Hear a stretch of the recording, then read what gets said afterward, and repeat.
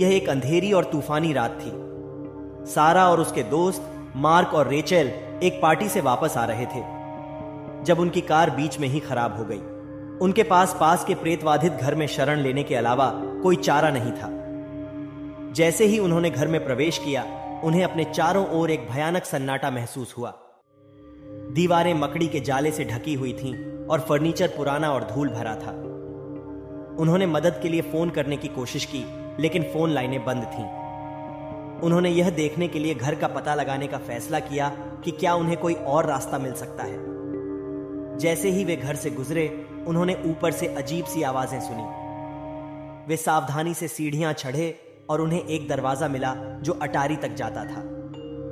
वे एक पल के लिए झिझके, लेकिन उनकी जिज्ञासा उन पर हावी हो गई। उन्होंने दरवाजा खोला और पुराने खिलौनों और फर्नीचर से भरा एक कमरा देखा।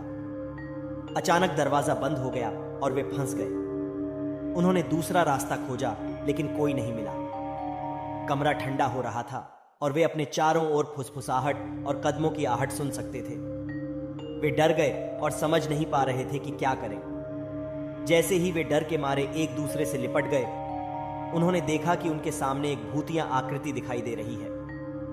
यह आकृति एक युवा लड़की की लग रही थी और उसके हाथ में एक गुड़िया थी। वह खाली आंखों से उन्हें देखती रही और फिर हवा में ओझल हो गई। दोस्त सदमे की स्थिति में थे। वे जानते थे कि बहुत देर होने से पहले उन्हें घर छोड़ना होगा। उन्हें आखिरकार एक खिड़की मिली और बचने के लिए उसे तोड़ दिया। जैसे ही वे बाहर भागे, उन्होंने देखा कि भूतनी आकृति फिर से घर के द्वार पर खड़ी है। वे जितनी तेजी से भाग सकते थे भागे और पीछे मुड़कर नहीं देखा। अगले दिन वे पुलिस के साथ घर वापस गए, लेकिन घर जा चुका था। वहां खाली फ्लैट के सिवा कुछ नहीं था।